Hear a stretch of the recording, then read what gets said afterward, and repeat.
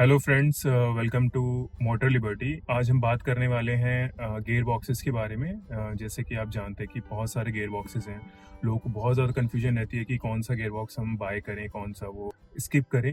तो आज हम उसमें डिटेल में डिस्कस करने वाले हैं। और हम वीडियो में हर गियर बॉक्स के रिगार्डिंग 4 कैटेगरी की बात करेंगे। लाइक यहाँ पे जो गियर बॉक्स है मैनुअल के मुकाबले आपको कितना महंगा पड़ेगा अगर आप नई गाड़ी को परचेज करते हो, इसी के साथ उसका माइलेज है कितना हैम्पर होगा मैनुअल के कंपैरिजन में, एंड इसी के साथ यहाँ पे जो कार को आपको ड्राइव करने का एक्सपीरियंस है उसमें कितना डिफरेंस मिलेगा, and particularly city and highway uses के हिसाब से आपको कौन सा गियर बॉक्स परचेज करना चाहिए। दोस्तों, हम लोग यहाँ पर सबसे पहले बात करेंगे जो एक्चुअल ऑटोमेटिक्स होते हैं, उन्हीं ट्रांसमिशन की बात करेंगे। स्टेप बाय स्टेप उनकी डिटेलिंग बताएंगे, तो आप वीडियो में बने रहिए। तो सबसे पहले बात करते हैं सीवीटी गियर बॉक्सेस की। आपको पता ही होगा यहाँ पे जो होंडा ब्रांड है सबसे ज्यादा यहाँ पे जो सीवीटी गियर बॉक्स है उसको इस्तेमाल करता है। सो मैनुअल गियर बॉक्स के मुकाबले इसकी जो प्राइसिंग है वो 1.5 से लेकर 2 लाख रुपए एक्सपेंसिव रहती है। तो दोस्तों, अब हम बात करते हैं कि इसका एक्सपीरियंस कैसा है सीवीटी का। बेसिकली ये जो गियर बॉक्स है ये बहुत ही ज्यादा स्मूथ रहता है और सिटी ड्राइव में तो आप के लिए बहुत ही ज्यादा कंफर्टेबल रहेगा। अगर अब हम बात करें कि एक लॉन्ग ड्राइव एक्सपीरियंस के लिए, तो सीवीटी आपके लिए एक बेस्ट ऑप्शन है।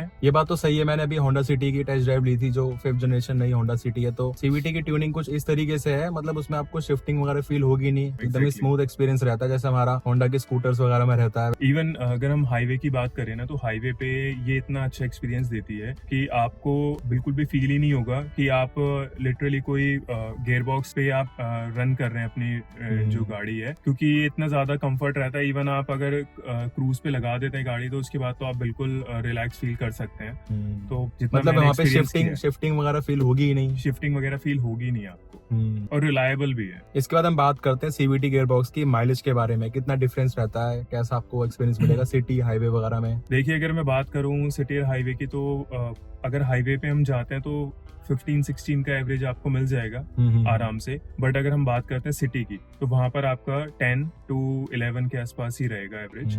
और ये आपकी ड्राइविंग स्किल्स पे भी डिपेंड करता है। ये कार टू कार भी डिपेंड करता है, कार टू कार भी डिपेंड करता है। जैसे होंडा की एलिवेट का अगर लेते हैं या फिर क्रेटा का लेते हैं, जो तो IVT आता है अलग डिफरेंट रहेगा। मतलब कार के हिसाब से भी है। और दूसरी चीज ये कि मैनुअल सिटी में मैनुअल से ज्यादा बहुत ज्यादा कम नहीं जाता है इसका माइलेज। तो इसके बाद हम बात करते हैं टॉर्क कन्वर्टर की, जिसको हम लोग AT बोलते हैं। तो वो किन गाड़ियों में आपको देखने को मिलता है एंड उसका कैसा एक्सपीरियंस रहता है, उसके बारे में बात करते हैं। सो बेसिकली अगर आप 2024 में देखेंगे, स्कोडा की कार्स में आपको ये देखने को मिलेगा, फॉक्सवैगन में आपको देखने को मिलेगा। ठीक है, बाकी और अदर्स में मतलब मोस्टली कंपनीज ये गियर बॉक्स देती हैं। मतलब इनके 1 लीटर वाले में ये मिलता है, 1 लीटर वाले में ही मिलता है। 1.5 में आपको अगर आप स्कोडा फॉक्सवैगन के साथ जाते हो तो आपको DSG मिलेगा। वो भी हम आगे बात करेंगे कि DSG क्या होता है। बिल्कुल। बाकी अभी हम AT के बारे में बात कर रहे हैं, तो AT मोस्टली कंपनीज अभी दे रहे हैं। और ये अगर हम इंडियन मार्केट के हिसाब से देखें तो ये काफी ज्यादा लोगों के लिए बहुत ज्यादा रिलायबल भी है, रादर देन DSG और CVT। अगर इसकी कॉस्टिंग की बात करें तो मैनुअल के कंपैरिजन में इसका जो प्राइस है लगभग आपको 1 से लेके 1.5 लाख रुपए के बीच ज्यादा देना पड़ेगा। एंड यही एक पर्पस है यहाँ पे जो मैंने अपनी स्कोडा स्लाविया 1 लीटर में खरीदी थी। इसका गियर बॉक्स टॉर्क कन्वर्टर होने की वजह से इसमें आपको बहुत अच्छी रिलायबिलिटी मिलती है एंड ट्रैफिक वगैरह में ज्यादा इशू नहीं रहता है, ये हीट वगैरह नहीं होता है गियर बॉक्स, तो ये इसका बहुत बड़ा बेनिफिट रहता है। इसके बाद हम बात करते हैं टॉर्क कन्वर्टर की माइलेज के बारे में। देखिए, वही सेम मैं बात बोलूंगा कि इट्स टोटली डिपेंड कि आप ड्राइविंग कैसी करते हैं। बाकी जो हाईवे का माइलेज है वो 15 से नीचे ही रहता है, 13 to 15 के आसपास। और अगर हम बात करें सिटी की, तो वो 9 to 11। वैसे मैं अपना एक्सपीरियंस शेयर करूं तो दिल्ली में जब बहुत ज्यादा ट्रैफिक होता है, स्टॉप एंड गो कंडीशन है, वहाँ पे ये 7 से लेके 8 तक आ जाती है, मतलब गाड़ी चल ही नहीं रही है तो। और अगर गाड़ी थोड़ी चल रही है, ज्यादा ट्रैफिक नहीं है, 10 to 11 यहाँ पे आराम से मिल जाता माइलेज। अभी हाईवे पे लेके गया था इसको मैं, यहाँ पे गाड़ी में 4 लोग थे। उसके बाद यहाँ पे इसमें 16 से लेके 17 तक माइलेज आराम से मिल गया था। और स्पीड इसकी 80 से लेके 90 थी, तो इतना ही निकाल देता है। काफी हाईवे पे अच्छा परफॉर्म करता है टॉर्क कन्वर्टर। ये वही है कि आप कैसे आप ड्राइविंग करते हैं ना, सारा उसी पे डिपेंड करता है। बाकी एवरेज लेते हैं आप तो वो नॉर्मल वो 15-16 हाँ, इतना सही बात है। अच्छा, चलाने के एक्सपीरियंस की बात करें टॉर्क कन्वर्टर में, तो वो कैसा रहता है, एक्सप्लेन करते हैं लोगों को। अभी आप आई थिंक लॉन्ग ड्राइव पे भी गए हो फैमिली के साथ, तो आपको क्या लगता है, आपके हिसाब से इसका एक्सपीरियंस कैसा रहा? मेरा एक्सपीरियंस वैसे एक्चुअल में काफी बढ़िया था, क्योंकि देखो ये चीज ना ब्रांड टू ब्रांड भी वेरी करती है कि यहाँ पे जो टॉर्क कन्वर्टर है, गियर बॉक्स, उसकी ट्यूनिंग कैसे कर रहे हैं लोग।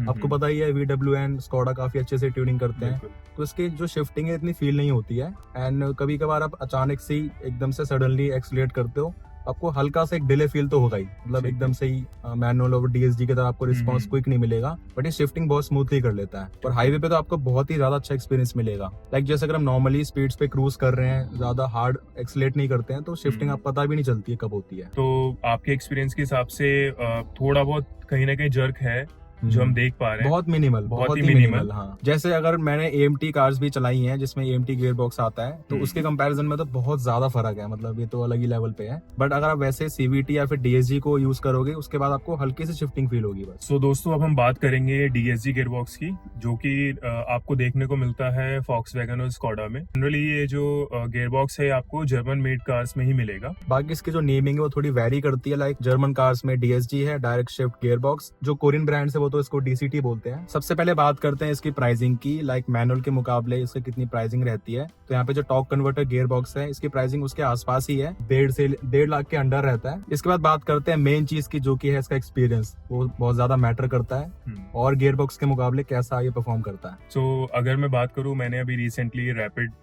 DSG अभी मैंने मोर देन 150 किलोमीटर्स मैंने रन किया। अच्छा। तो उसमें मैंने देखा कि जो पुश मिलता है ना वो बहुत ही स्ट्रांग है और आपको बिल्कुल भी जर्क फील होगा ही नहीं। इवन उसमें इतना आपको इतना फास्ट चेंजिंग होता है गियर बॉक्स का कि आपको लगेगा कि वाकई में ये बेस्ट गियर बॉक्स है। क्योंकि अगर कंपेयर करोगे ना आप किसी भी गियर बॉक्स से, तो DSG जो है ना मेरे हिसाब से वो वन ऑफ द बेस्ट है, क्योंकि पावर जो है ना वो वहां पर आपको देखने को मिलेगी इजीली।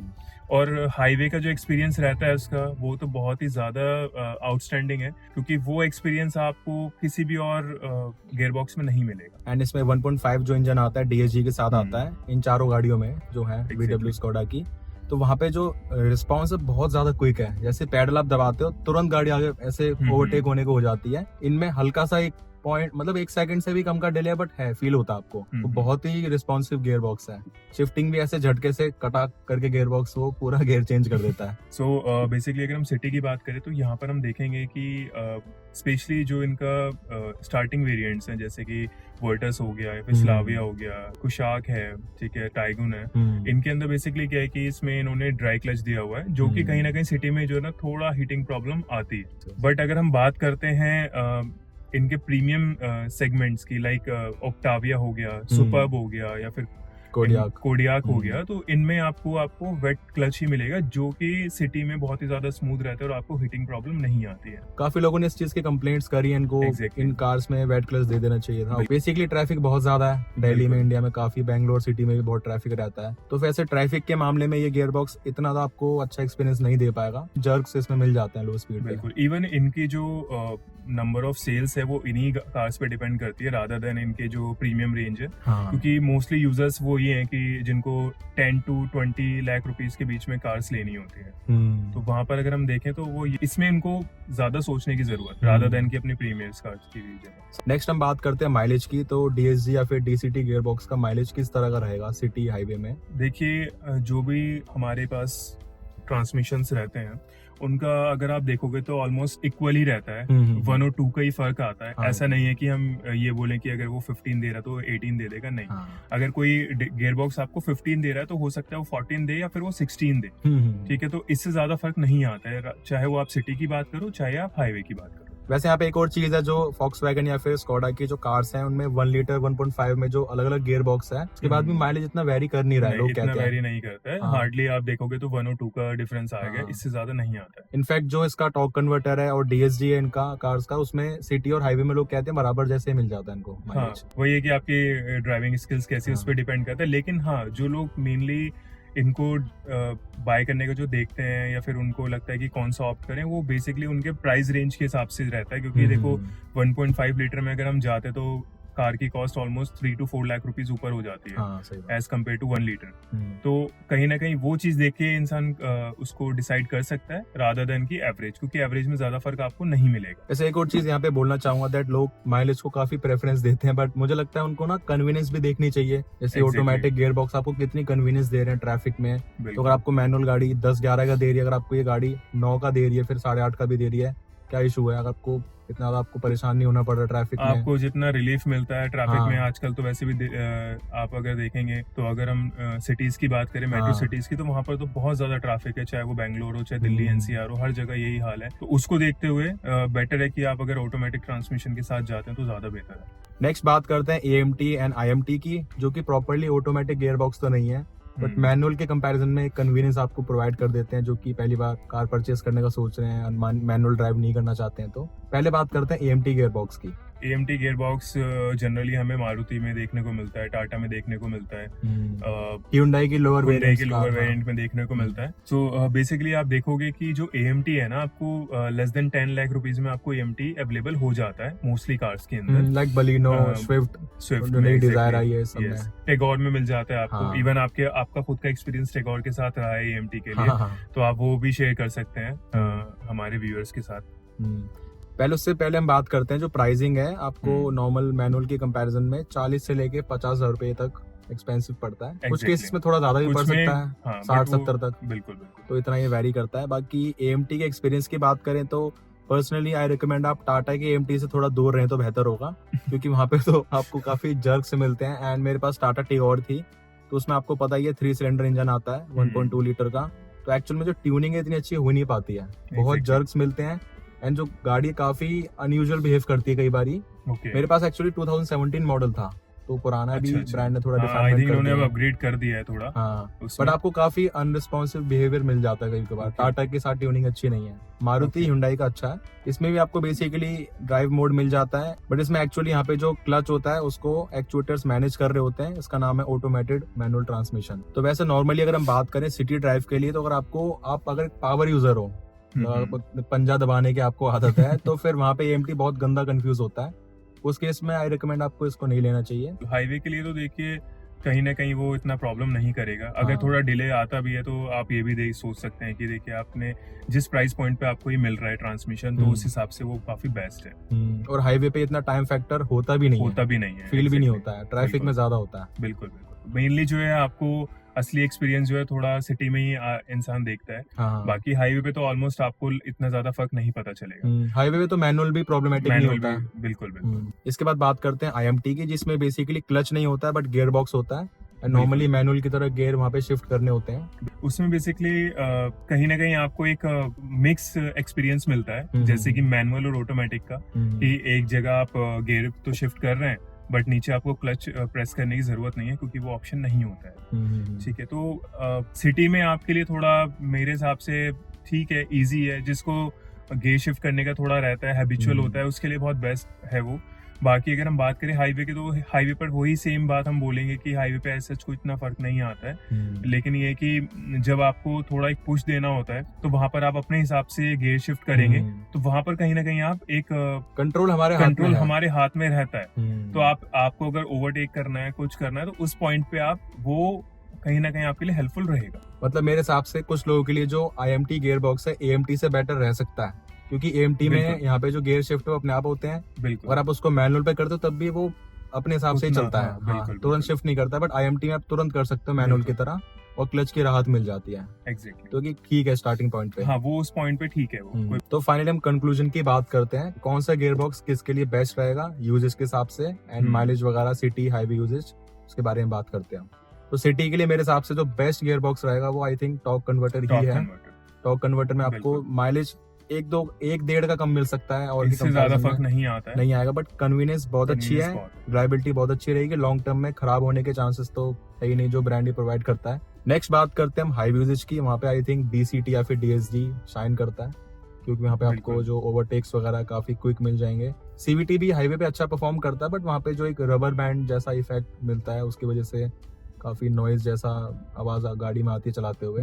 बट वही है कि जैसे हम बात करें DSG की या फिर CVT की, तो दोनों ही हाईवे पे अच्छा परफॉर्म करते हैं। लेकिन कहीं ना कहीं आप अपने प्राइस पॉइंट के हिसाब से देख सकते हैं, और चॉइस ऑफ कार्स पे भी डिपेंड करता है। क्योंकि CVT जो है वो हर कार में नहीं आता है, मोस्टली होंडा कार्स में CVT आपको देखने को मिलेगा। वहीं DSG जो है आपको जर्मन कार्स में ही मिलेगा। तो मोस्टली जो एक पुश मिलता है वो DSG का, वो आपको जर्मन कार्स में ही मिलेगा देखने को। तो उस पॉइंट से आप देख सकते हैं कि आपको किस कार के साथ जाना है। बाकी एक्सपीरियंस दोनों का ही काफी बेस्ट है।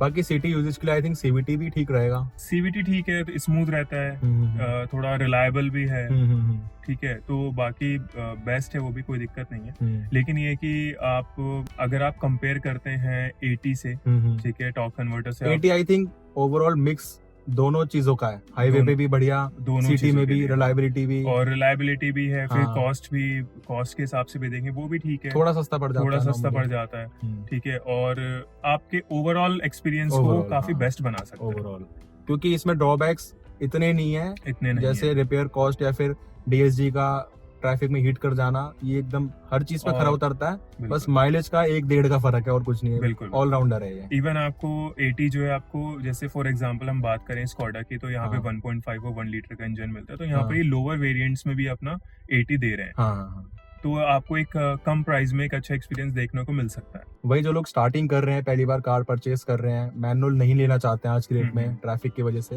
बिल्कुल। तो AMT IMT भी ठीक है।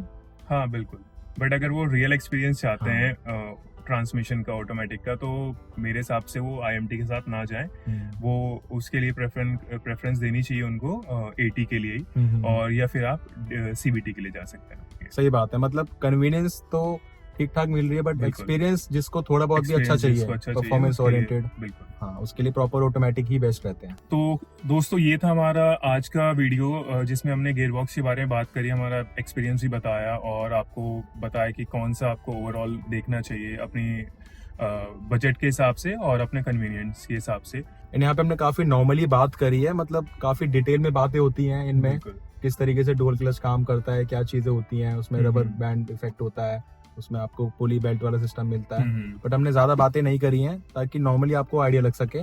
बिल्कुल। बाकी हम, अगर आप चाहते हो तो डिटेल में इस पे वीडियो बना देंगे। हाँ, पर्टिकुलर हम एक गियरबॉक्स पे आपको एक वीडियो दे देंगे ताकि आपको और अच्छे से समझ आए। चलिए फिर हम मिलते हैं अपनी नेक्स्ट वीडियो में नए टॉपिक के साथ में। Bye bye, take care.